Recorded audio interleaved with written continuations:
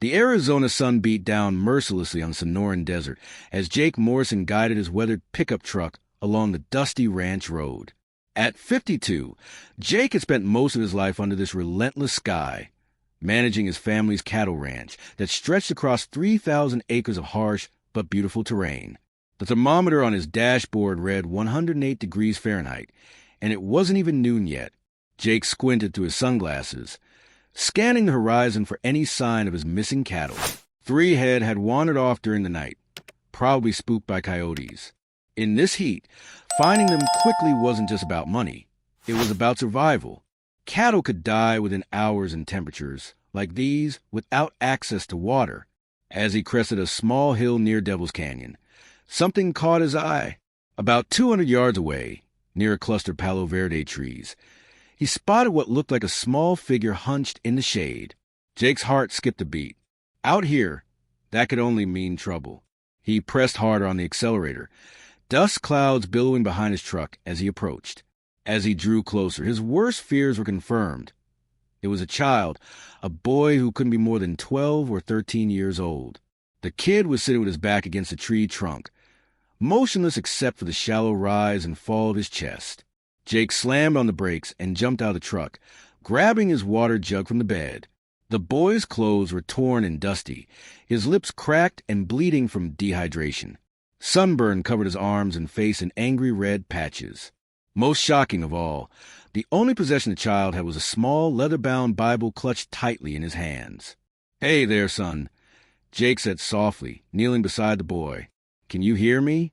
The boy's eyes fluttered open, bright blue eyes that seemed too old for his young face. He tried to speak, but only managed a hoarse whisper. "Water," the boy croaked. Jake carefully tilted the jug to the boy's lips, letting him take small sips. "Easy now, not too fast. You're going to be okay. I'm Jake Morrison, and I'm going to get you out of here." As the boy drank, Jake studied him more closely. Despite his obvious ordeal, there was something dignified about the child. His clothes, though dirty and torn, appeared to have been good quality. His hair was neatly cut, and his hands, while scraped and sunburned, didn't show the calluses of hard labor. "What's your name, son?" Jake asked gently. "Samuel," the boy whispered, his voice a little stronger now. "Samuel Harrison. Samuel, I'm going to take you to my ranch, get you cleaned up and fed. Can you tell me how you ended up out here?" The boy's grip tightened on the Bible, and tears began to stream down his dust-covered cheeks. "They left me," he said simply. "They said I was too much trouble." Jake's jaw tightened with anger, but he kept his voice calm. "Who left you, Samuel?" My foster parents. The Kellys. They said they couldn't handle me anymore." Samuel's voice broke. "They drove me out here yesterday morning and told me to wait. Said someone would come for me, but nobody came." The cruelty of abandoning a child in the desert made Jake's blood boil, but he focused on the immediate need to get Samuel to safety. He scooped the boy up in his arms. Samuel weighed far less than he should for his age, and carried him to the truck. As Jake settled Samuel into the passenger seat and cranked up the air conditioning, he noticed the boy never let go of the Bible. "That book important to you?" Jake asked as he started the engine. Samuel nodded. "It was my mama's, before she died. It's all I have left of her." His voice was barely audible over the truck's engine. During the 20-minute drive back to the ranch house, Jake learned fragments of Samuel's story. The boy's mother had died of cancer 2 years ago. His father had abandoned the family when Samuel was just 5. Since his mother's death, Samuel had been shuffled between 3 different foster homes, each placement failing for various reasons that seemed to center around Samuel being difficult or troubled. As they pulled up to Morrison Ranch House, a sprawling adobe structure that had housed 3 generations of the Morrison family, Jake's wife Maria came out onto the covered porch. At 48, Maria had raised 2 children of their own, both now grown and living in Phoenix. Her maternal instincts immediately kicked in when she saw the bedraggled boy in Jake's truck. "Dios mío," she whispered, hurrying down the steps. "Jake, what happened?" "Found him in the desert. Been abandoned out there since yesterday." Jake's voice was tight with controlled anger as he helped Samuel out of the truck. Maria's eyes filled with tears as she looked at the boy. Without hesitation, She wrapped her arms around Samuel, who seemed startled by the unexpected kindness. "You poor baby. Come inside. Let's get you cooled down and fed." As they entered the cool interior of the ranch house, Samuel's eyes widened. The home was filled with warm, earthy colors, family photos, and the lingering aroma of Maria's cooking. It was everything his recent foster homes hadn't been: warm, welcoming, and filled with love. "The guest room's ready," Maria said to Jake, then turned to Samuel. "Honey, would you like a bath and some clean clothes? Jake's son used to be about your size." Samuel nodded, still clutching his Bible, as Maria led him down the hallway. Jake stayed behind, pulling out his cell phone to call Sheriff Tom Bradley. Some people were going to answer for what they'd done to this boy. 3 days had passed since Jake found Samuel in the desert, and the boy was slowly beginning to recover physically. Maria had tended to his sunburn with aloe vera from her garden, and her cooking was putting some much-needed weight on his thin frame. However, Samuel remained withdrawn, speaking only when spoken to and never straying far from wherever he'd set down his Bible. Jake watched from the kitchen window as Samuel sat on the back porch, reading. The boy had been up since dawn, as he had every morning since arriving. He would sit in the same spot, reading his mother's Bible as the sun rose over the desert mountains. He barely touched his breakfast again, Maria said, joining Jake at the window. Her voice carried the worry of a mother's heart. "He's so thin, Jake.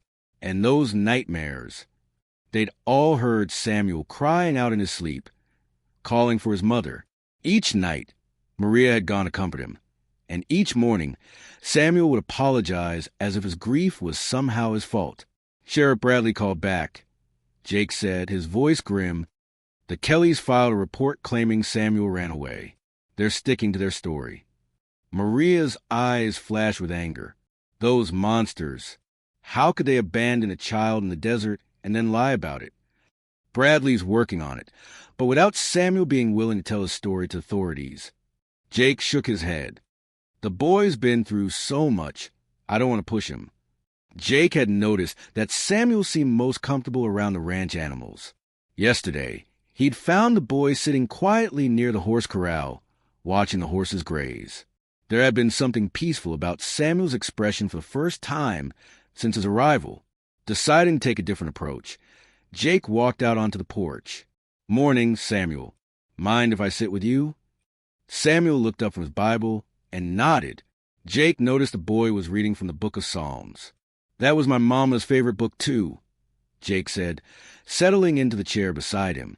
"She used to read to me from it when I was about your age." "Really?" Samuel's voice held a note of interest for the first time in days. Psalm 23 was her favorite. "The Lord is my shepherd, I shall not want." Jake gazed out over the ranch. She said it reminded her that even when things got tough, we weren't alone. Samuel was quiet for a moment, then said, "My mama liked that one too. She used to say it when she was scared about the cancer." It was the most Samuel had volunteered about his mother, and Jake sensed an opening.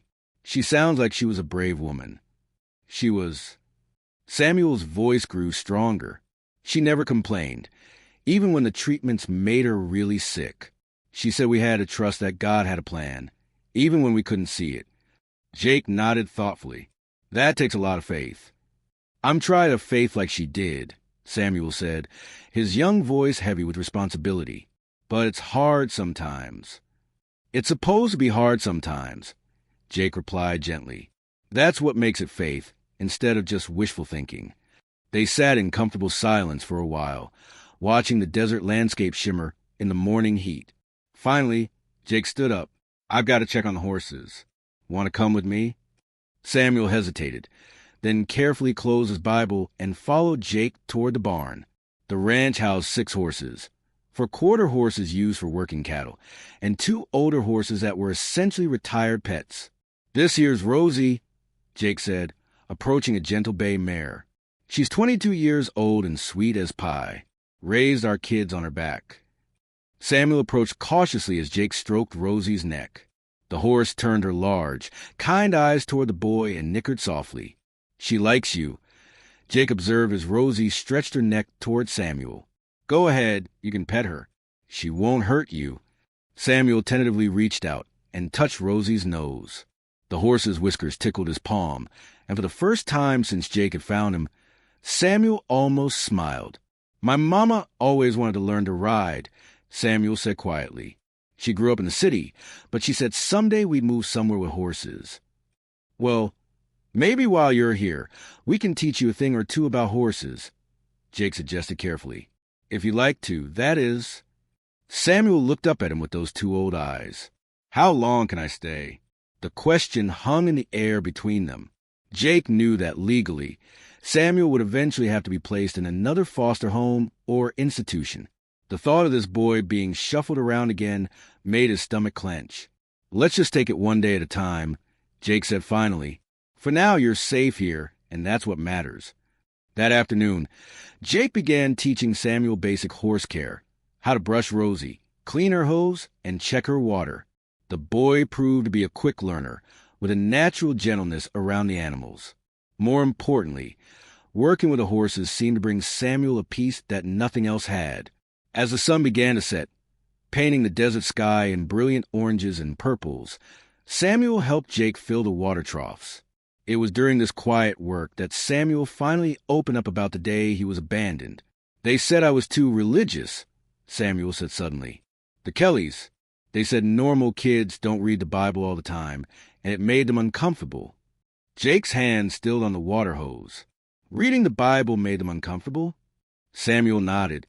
"They said I was weird, that I asked too many questions about God and made their friends feel awkward when I prayed before meals." His voice dropped to a whisper. "They said no one would ever want a kid like me, so they might as well leave me where God could take care of me if he really wanted to."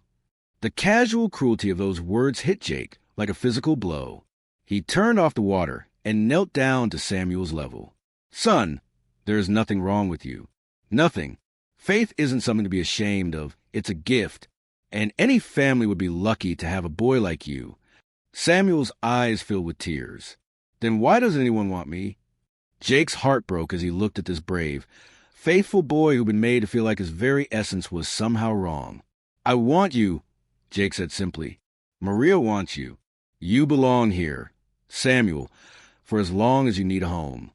That night, for the first time since arriving at the ranch, Samuel didn't have nightmares. 2 weeks into Samuel's stay at the Morrison Ranch, life had settled into a comfortable routine. Samuel helped with morning chores, spent afternoons learning to ride Rosie under Jake's patient instruction, and evenings reading on the porch with Maria.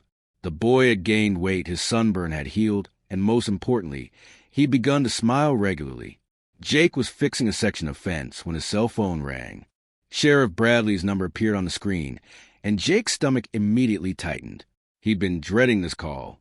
"Jake, we need to talk." Tom Bradley's voice was grim. "Can you come into town? And bring the boy." "What's this about, Tom?" "Child Protective Services is getting involved. They want Samuel placed in a licensed facility while they investigate the abandonment claims. The Kellys are pushing hard, saying the boy is a runaway with behavioral problems."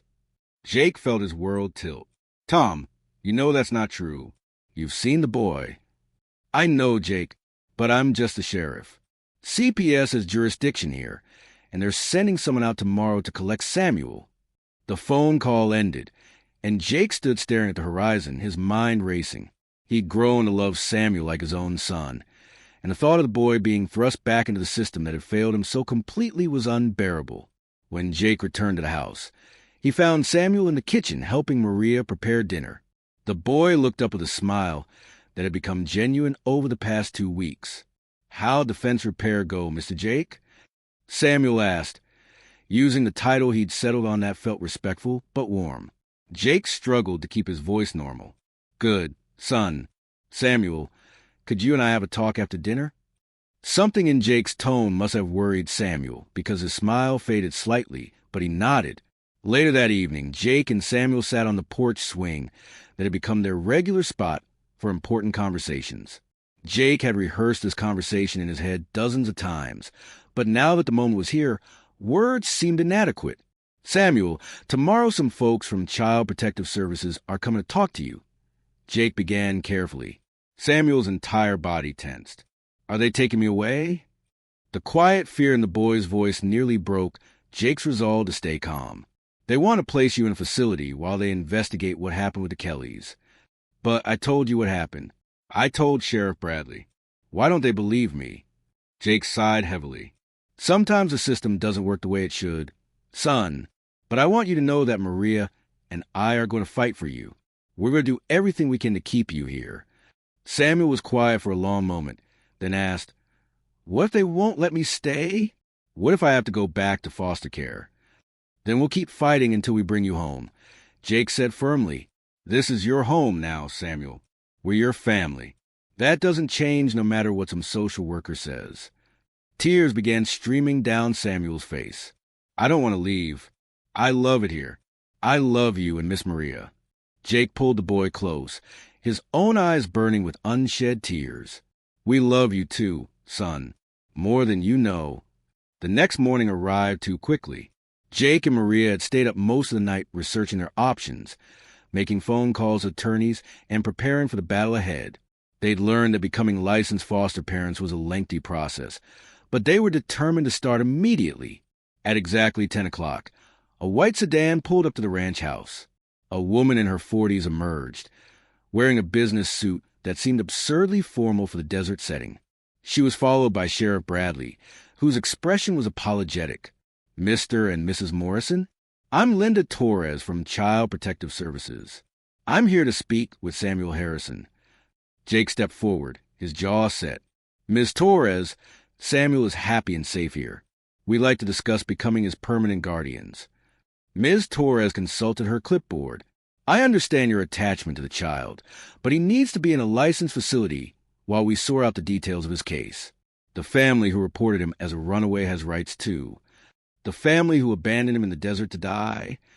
Maria's voice was sharp with anger.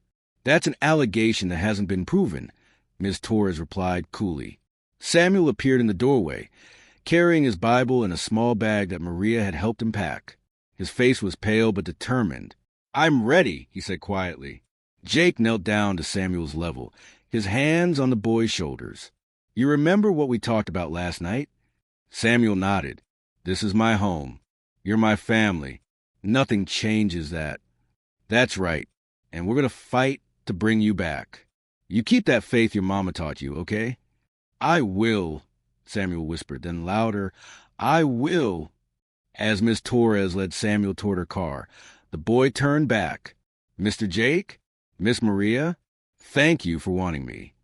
Jake and Maria stood holding each other as the car disappeared down the dusty road, taking with it the boy who became the son of their hearts in just 2 weeks. That afternoon, Jake called every attorney in Phoenix until he found one willing to take their case. Attorney Sarah Chin specialized in family law and had a reputation for fighting hard for children's rights. The good news is that you have a strong case, Sarah told him during their phone consultation. Abandonment in the desert is attempted murder, not a misunderstanding. The bad news is that the system moves slowly, and Samuel could be in limbo for months. Whatever it takes, Jake said grimly, whatever it costs, that boy belongs with us.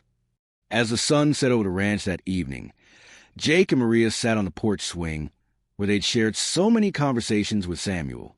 The silence was deafening without the boy's presence. He'll be back, Maria said quietly, more to convince herself than Jake. Yes, he will, Jake replied with fierce determination. Whatever it takes, we're bringing our son home. Samuel had been gone for 3 weeks, and each day felt like a year to Jake and Maria. They'd been approved as emergency foster parents and had completed most of the licensing requirements in record time, driven by their desperation to bring Samuel home. Attorney Sarah Chun had filed motions, requested investigations, and generally made herself a thorn in the side of every bureaucrat involved in Samuel's case. The boy had been placed in Sunshine Hills Children's Home, a facility in Phoenix that housed kids awaiting permanent placement. Jake and Maria were allowed supervised visits twice a week for 2 hours each time. During these visits, Samuel tried to be brave, but they could see the light fading from his eyes with each passing day. He's not eating well. The facility director, Mrs. Patterson, had informed them during their last visit. He spends most of his time reading that Bible of his. Some of the other children find it unusual. Jake had to bite his tongue to keep from saying what he thought about calling a child's faith unusual. It was clear that Samuel was once again being made to feel like an outsider because of his beliefs. On this particular Thursday morning, Jake was in the barn when his cell phone rang. Sarah Chen's name appeared on the screen, and he answered immediately. "Jake, I have news. Good and bad." Sarah's voice was tense with excitement. "The good news is huge. The FBI has arrested the Kellys." "The FBI?" Jake's heart began to race. Turns out Samuel wasn't their first victim. They'd been running an illegal foster care scheme, collecting payments for children they then abandoned. Samuel was number 4. The FBI had been tracking them for months. Jake felt a surge of vindictive satisfaction, followed immediately by horror. There were other kids? 3 others over the past 2 years. All found eventually, but one barely survived. When Samuel's case hit their radar and matched their pattern, everything fell into place. The Kellys are looking at federal charges for child endangerment, fraud, and attempted murder. That's the good news. What's the bad? Sarah sighed. CPS is still being difficult about placement. Even with the Kellys arrested, they're arguing that Samuel needs specialized care because he's been traumatized by multiple placement failures. They want to put him in a therapeutic group home. Jake's grip tightened on the phone. Like hell they will. "I'm fighting it, Jake. But we need more than just your willingness to care for him. We need to prove you can handle his specific needs." That afternoon, Jake and Maria drove to Phoenix for their scheduled visit with Samuel. They found him in the common room, sitting alone in a corner chair with his Bible open in his lap. When he saw them, his face lit up with the first genuine smile they'd seen from him in weeks. "Mr. Jake, Miss Maria." Samuel rushed to them, and Jake swept him up in a bear hug. "How are you holding up, son?" Jake asked, studying Samuel's face. The boy looked thin again, and there were dark circles under his eyes. "I'm okay," Samuel said automatically, then looked down. "No, that's not true. I hate it here. Some of the kids make fun of me for reading the Bible. And the staff, they think I'm weird too." Maria's eyes flashed with anger. "You are not weird, Mijo. You're perfect exactly as you are." During their visit, Samuel told them about his daily routine at the facility. He woke early to read and pray before the other children got up, trying to avoid their teasing. He attended mandatory group therapy sessions where counselors asked him uncomfortable questions about his faith and whether he used religion to escape reality. He felt more alone than he had even in the desert. "I keep reading Mama's favorite psalm," Samuel said quietly. "Yeah, though I walk through the valley of the shadow of death, I will fear no evil, for thou art with me. But sometimes I wonder if God forgot about me." Jake knelt down to Samuel's eye level. "Son, let me tell you something your mama probably knew. Sometimes God's answer isn't to take us out of the valley. Sometimes he walks through it with us and makes us stronger because of it. You're not forgotten. You're being prepared." "Prepared for what?" "For coming home," Jake said with quiet confidence. "And for helping other kids who go through what you've been through." When their visit ended, Jake and Maria made a decision. They drove straight to Sarah Chen's office. "We want to go public with this story," Jake announced as soon as they were seated. "If the system won't listen to reason, maybe public pressure will work." Sarah looked thoughtful. "That's risky. It could backfire and make CPS dig in their heels harder. What if we approach it differently?" Maria suggested, "What if we focus on the positive, on what Samuel brings to our family, rather than attacking the system?" Sarah nodded slowly. "A human interest story about faith, family, and second chances. It could work." 2 days later, a reporter from the Phoenix Herald arrived at the Morrison Ranch. Jake and Maria shared Samuel's story. His mother's death, his faith, his abandonment in the desert, and their fight to make him a permanent part of their family. The story ran on Sunday morning with the headline, "Desert Rescue Leads the Fight for Faith-Filled Boy's Future." It included a photo of Samuel's empty bedroom at the ranch, with his Bible on the nightstand and the window overlooking the horse corral where he'd learned to ride. The public response was immediate and overwhelming. The Herald's phone lines lit up with people wanting to help. Letters poured into CPS demanding Samuel be returned to the Morrisons. A petition garnered 5,000 signatures in 2 days. More importantly, 3 other families came forward with similar stories about the Kellys, providing additional evidence for the federal case. On Wednesday afternoon, Sarah Chun called with the news Jake and Maria had been praying for. "Pack up Samuel's room," she said, and Jake could hear the smile in her voice. "CPS is releasing him to your custody pending final adoption proceedings. You can pick him up tomorrow morning." Jake sank into his chair, overwhelmed with relief and gratitude. "Are you serious?" "Dead serious." The public pressure, combined with the federal charges against the Kellys and the testimony from other families, made their position untenable. "Samuel's coming home, Jake." That evening, Jake and Maria sat on their porch swing, watching the sunset and preparing for Samuel's homecoming. The swing had been empty for too long, but tomorrow their family would be complete again. "You know what this means, don't you?" Maria said softly, "What?" "We're going to have to get licensed for more foster kids. After seeing what Samuel went through, how can we not help other children who need families?" Jake smiled, already imagining their ranch filled with kids who needed love and second chances. "I was hoping you'd say that." The next morning dawned clear and bright over the Arizona desert. Jake was up before sunrise, too excited to sleep. Today was the day they were bringing Samuel home, not just for a visit, but permanently. The adoption paperwork was being processed, and barring any unforeseen complications, Samuel Harrison would become Samuel Morrison within the month. Maria was in the kitchen making Samuel's favorite breakfast, pancakes with fresh strawberries and whipped cream, when Jake came in from feeding the horses. "I checked on Rosie," Jake announced. "She's been looking toward the road all morning. I swear that horse knows Samuel's coming home." Maria laughed, but there were tears in her eyes. "I barely slept last night.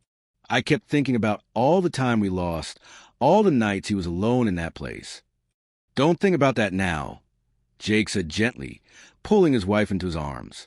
"Think about all the days ahead, all the sunrises he'll see from his own bedroom window, all the rides with Rosie, all the conversations on the porch swing." At exactly 9 o'clock, Jake and Maria arrived at Sunshine Hills Children's Home. Samuel was waiting in the lobby with his few possessions packed in a paper bag and his Bible clutched in his hands. When he saw them through the glass doors, his face broke into a smile that could have powered the entire facility. "Mr. Jake, Miss Maria." Samuel ran to them, and they wrapped him in a group hug that lasted several minutes. Mrs. Patterson approached with the final paperwork. "Samuel's been packed and ready since yesterday afternoon," she said with a gentle smile. "I think this is the happiest I've ever seen a child leave here." During the drive back to the ranch, Samuel chattered nonstop about everything he'd missed, how the horses were doing, whether the vegetable garden had survived the heat, if his room was still exactly as he'd left it. But as they turned onto the ranch road, he grew quiet. "Mr. Jake?" Samuel's voice was small and uncertain. "What if this doesn't work out either?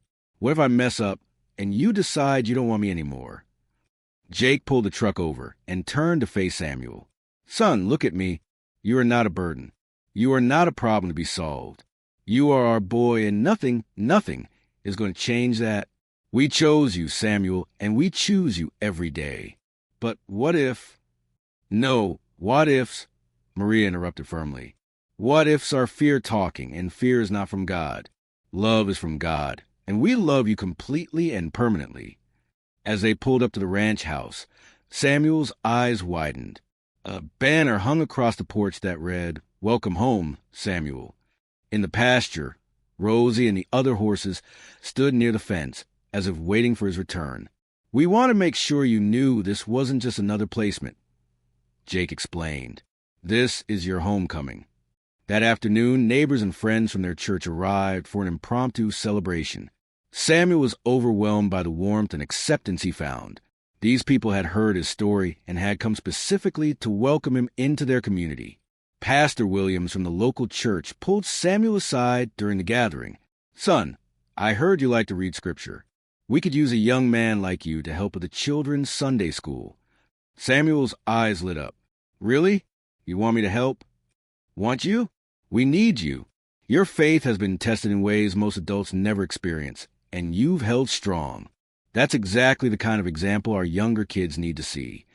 As the sun began to set and the last of the visitors departed, Jake, Maria, and Samuel found themselves on the porch swing that had become their family spot.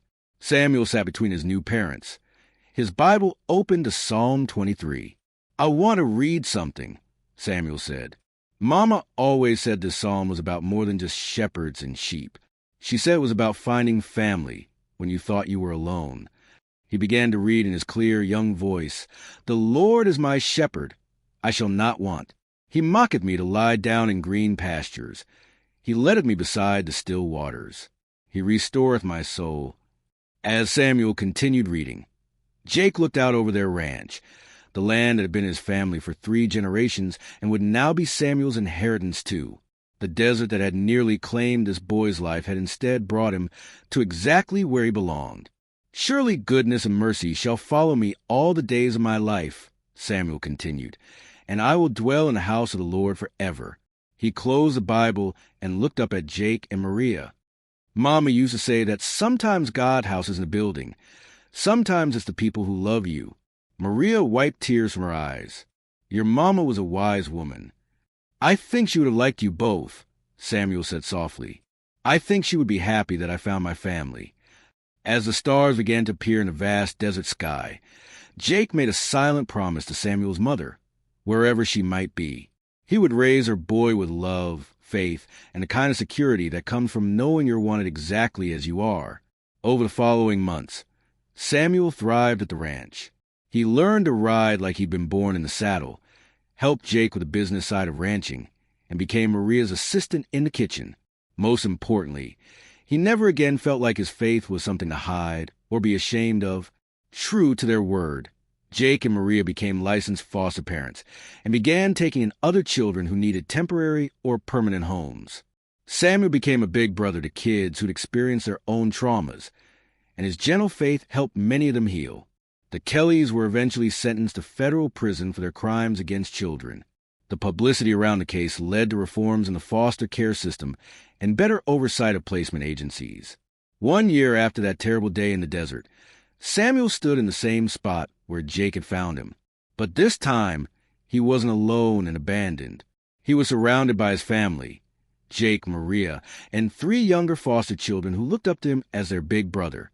"Hard to believe this is where it all started," Jake said, putting his arm around Samuel's shoulders. Samuel looked down at the Bible in his hands, the same one he clutched during the darkest moment of his life. Mama always said God writes straight with crooked lines. I think she was right. As they walked back toward the ranch house, Samuel opened his Bible to a passage he'd marked recently in Jeremiah. "For I know the plans I have for you, declares the Lord. Plans to prosper you and not to harm you, to give you hope and a future." The boy who'd been abandoned in the desert with nothing but a Bible had indeed found his future, a future filled with the kind of love, faith, and family that his mother had always dreamed for him. And in the process, he brought healing and hope to everyone whose life he touched. The Morrison Ranch was no longer just a cattle operation. It had become a place where broken children learned that they were worthy of love, where faith was celebrated rather than ridiculed, and where the phrase "forever family" actually meant forever. Samuel Harrison Morrison was finally, truly home.